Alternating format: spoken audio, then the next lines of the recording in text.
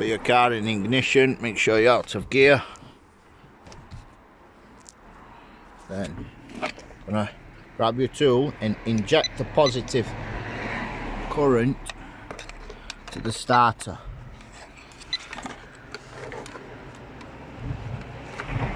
Get to your starter,